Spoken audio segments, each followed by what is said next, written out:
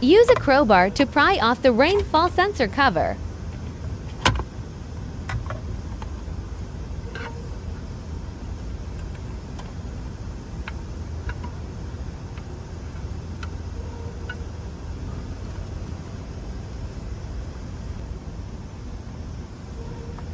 Remove the interior rearview mirror and disconnect the power supply.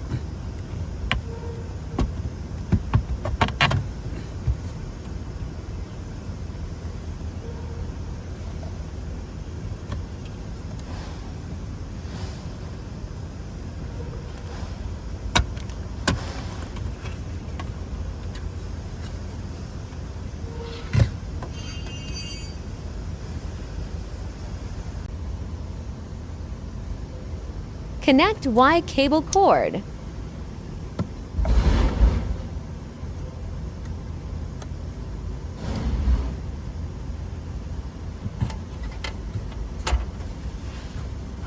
Restore cover and interior rearview mirrors.